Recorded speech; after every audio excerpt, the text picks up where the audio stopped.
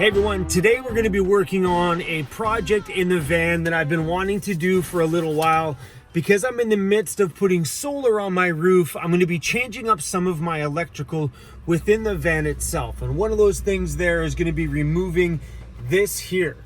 I'm excited about getting rid of some of these buttons because, let me show you what I did. Poor button, hey, no need to be so down, buddy. I was drilling these holes, it goes doo doo doo doo doo. Whatever. Keeping it weird, you know what I mean? So anyway, this power plug here, I never ended up ever using it. I thought it was a great idea. And this switch panel, it's perfect here. I use it all the time, but we are going to be removing these things and adding a brand new all-in-one panel right there. We're going to be adding the same panel here that I have wired up there. I love that little panel so much, I bought a second one. This panel here, I picked this up from Amazon, and why I like this, not only because it's got your USB plugs, and I don't use the 12 volt accessory one, but it's there anyway. I could also just wire up a second USB one on this side as well too if I wanted to, because you can buy these separately on their own and just swap it out in there. But I like these ones because they're already fused. All the lines are fused, which is pretty damn amazing, cutting out the need of running a whole different external fuse panel, which then can be confusing, especially for someone like me that wants to do electrical easy. Because those fuse blocks, it goes up into the block, through the fuse, from the fuse block to the light. Well, here it's just one connection and it's already done. I like things when they're nice and easy.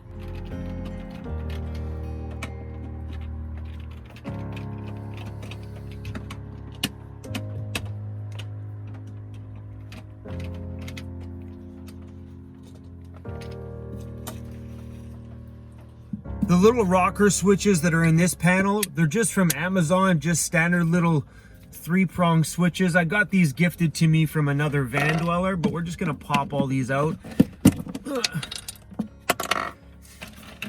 And these ones here are wired to, I don't even know. All right, let's take a look at this. This one here is going to the little LED lights. So I'm just gonna cut them there so those wires are pretty easy to track down.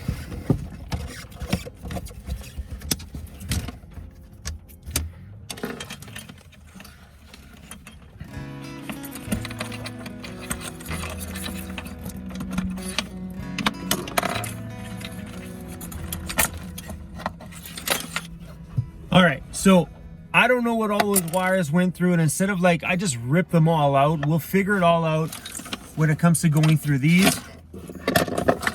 Got all the switches out, which is pretty good because I'm hoping to be mounting one of these in by the back of the van. So when I open up the back door of the van, I can hit the switch and turn on a light that's just in the back.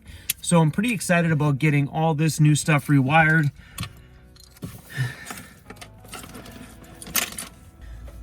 All right, got a brand new blade in my jigsaw. This is one of those purchases you guys really honestly need to make. I bought like a 7-tool power tool kit that's in a bin under my bed. I may not use them very often, but there's lots of cheap ones. I got the Adobe one. Sure, you could buy better quality ones, but I'm just using it for general home use. So these things do just fine, and the kit was super cheap, like $400 or something like that. I don't even remember.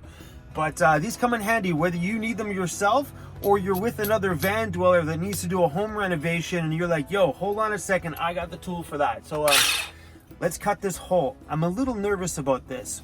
Hold on, let me show you. Okay, because there's already pre-cut holes here, this is a mighty big hole.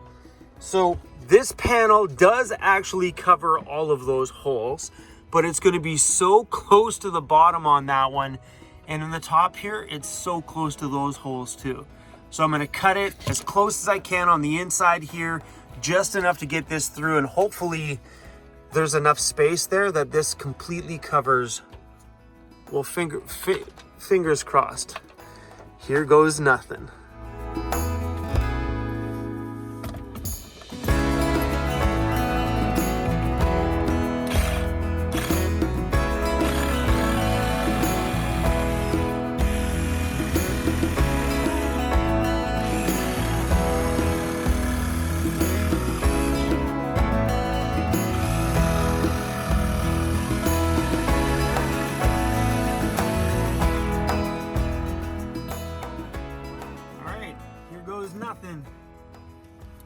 fitting attempt number 1.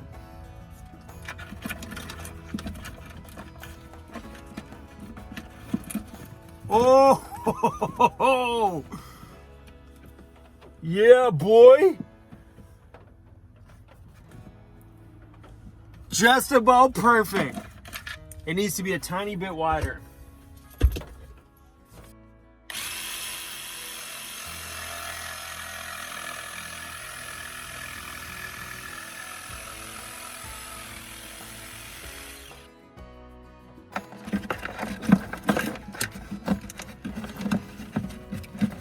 All right.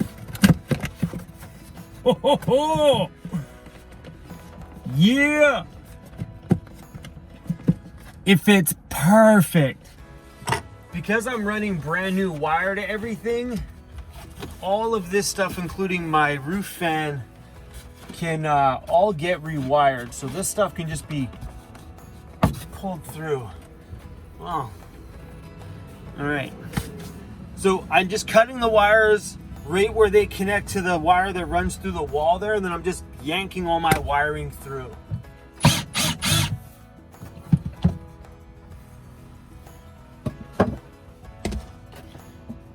These trim pieces went up pretty easy. This is just like baseboard trim that you would buy for your house.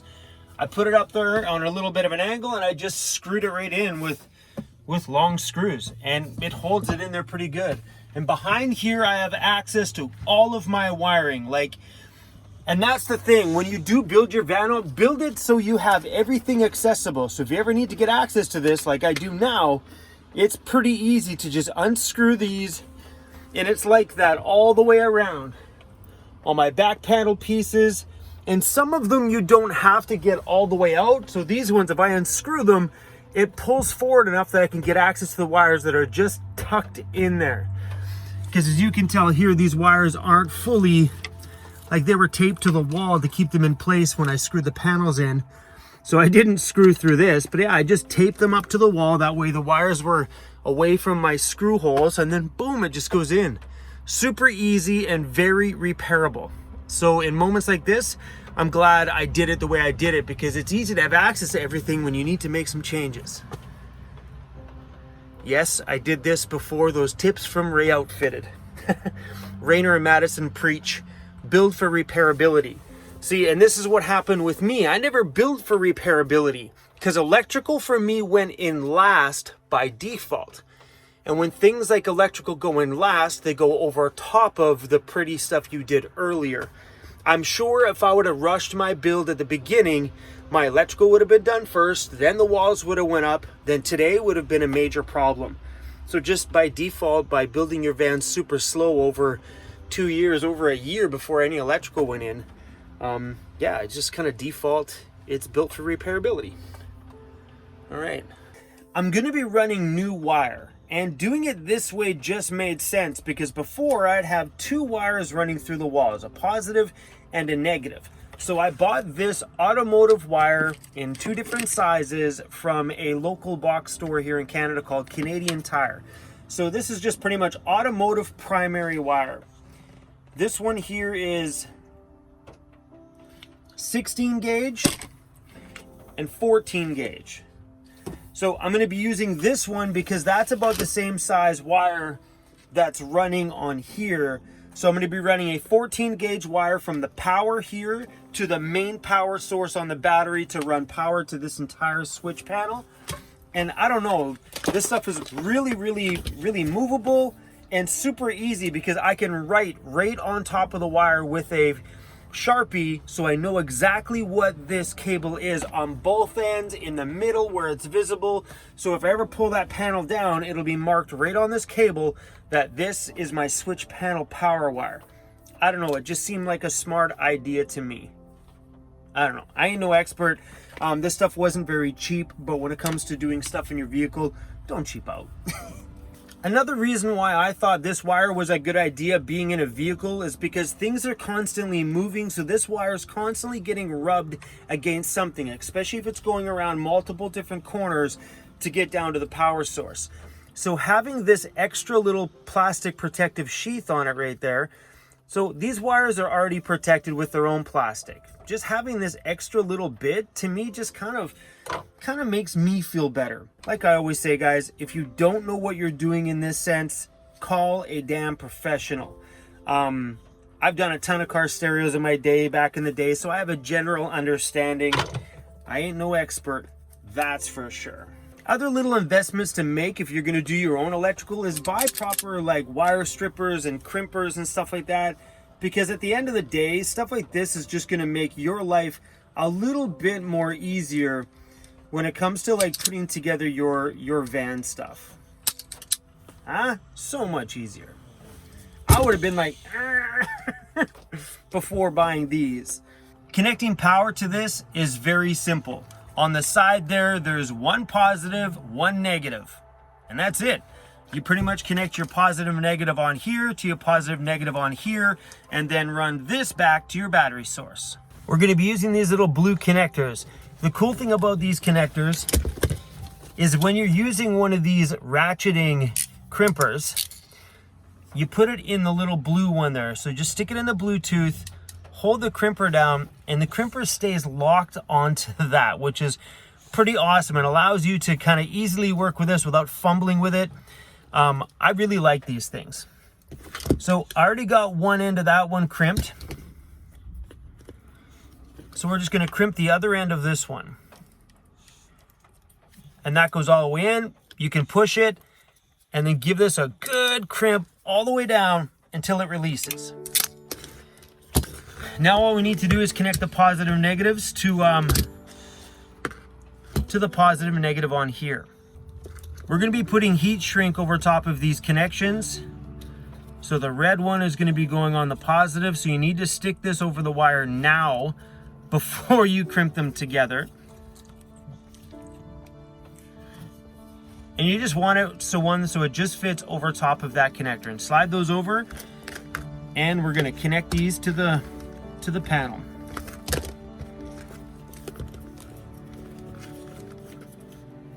All right. So we're going to set up the ratchet crimper. Now it's going to hold it in place. That way we can get this in there with good solid pressure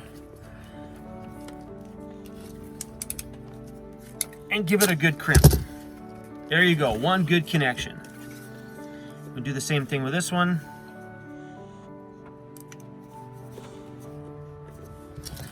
All right, good.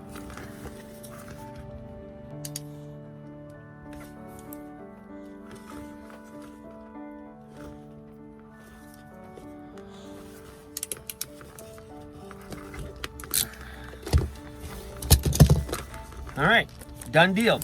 So I never went this extreme when I did my last install. That's why I wanted to redo things. That way everything on this new install is done right and a little safer.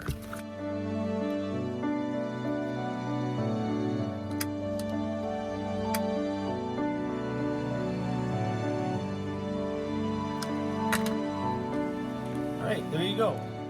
Two good looking connections.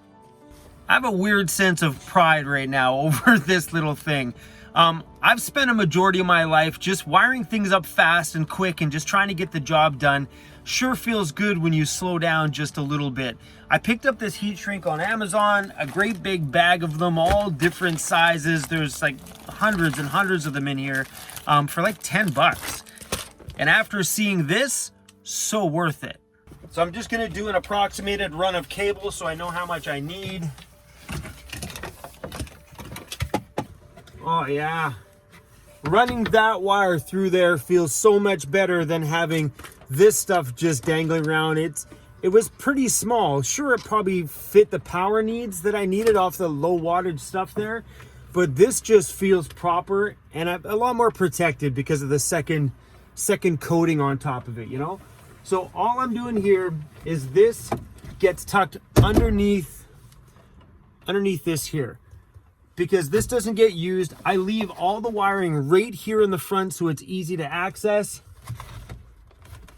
Pretty simple right there, guys. Look at that. So that way everything is right here if I need it. The wire is run down through here, back there, and it comes through here. That way I can just tuck it through and everything comes down in the front over there by my battery. Behind this panel here is where my deep cycle battery is and where we're going to be running the new power cable for the new panel. I'm going to take my old inverter out of here.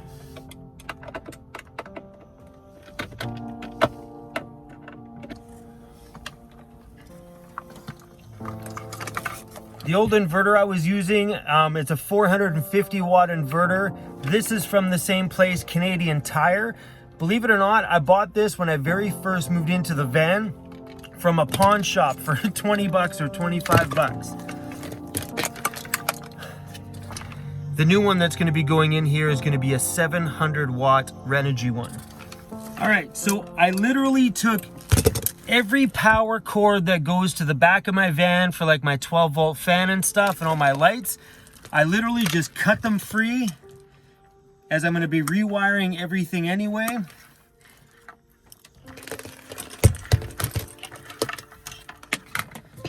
But it's gonna be nice to get rid of these things because I could see some of these connections are already not very good. So I think by putting the heat shrink around these, it'll protect them just a little bit more. Sorry guys, my cell phone died and I've been working away here. Over there is a fuse block, so I got a positive, negative going into the top and the bottom, and I've already hooked up one set of cables to it. The good thing about having the circuit breaker back there is for everything that's inside of my van that doesn't require a switch on it is going to be going to that circuit breaker. So like the wires that are going to my roof vent are going to be wired to the circuit breaker because this can take constant power without me needing to hit the switch, then turn the roof fan on, which is how I had it set up before. And it's a giant pain in the butt when you got to hit two switches to turn on one item. So having these to the circuit breaker is not only going to be safer, but it's going to be a lot more convenient.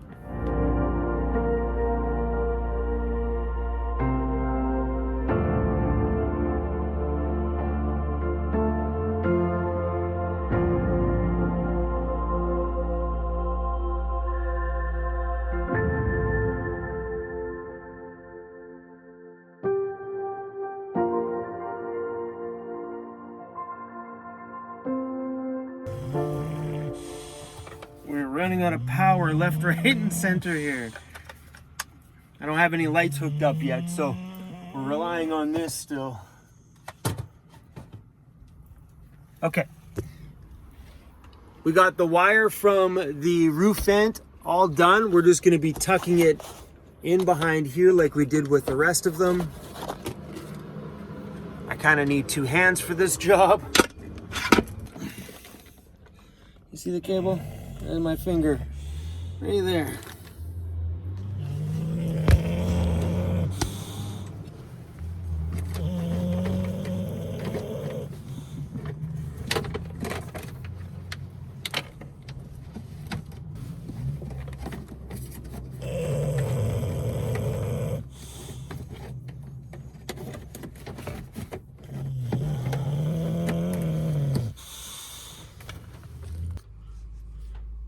That's Cruz. He's sleeping, but he's hanging half off the seat. Hey, you know your head's hanging off the seat, bro. Hey. The wire that I'm using here, let me just double check. This is 16 gauge wire going from the fuse block up to my roof vent, and which is over gauged because the roof vent wire was actually a tiny bit smaller than this one. Let me show you how these wire stripper things work. They're pretty cool. So hopefully I don't do it too long because you're doing it the wrong way. I can't see it this way. It's hard. Watch this. Bang. That's it. Oh, well, that was way too much. Doing it the opposite way, I can't see. Well, that's about all I got the patience for today. So you got the main positive on the bottom, the main negative on the bottom. Both of those go to the battery terminals. Then on the bottom where you see the fuses, that's all the positives going out to things. And on the top is all your negative for the same circuits as well too. So I'm not one to be in all this techie stuff, so I'm not here to explain all of the details on how-tos, because probably I did half of this stuff wrong, but I have minimal patience for this stuff. On the bright side, things are definitely a lot cleaner. I feel better that some of the connections that I did make today are done properly. At least they look properly anyway. And the gauge of wires that are running around to things in here are a little bit better than they were prior to me tinkering around a little bit today. That's it. I got no patience. What's frustrated me is the van. Look at this mess. All over here. It's behind me. It's on my bed. So I'm gonna need some of that tequila up there, that's for sure. All over the front seat, on the floor. Yeah, my patience have just worn pretty thin, so I gotta put this stuff back away for today and clean up this ruckus.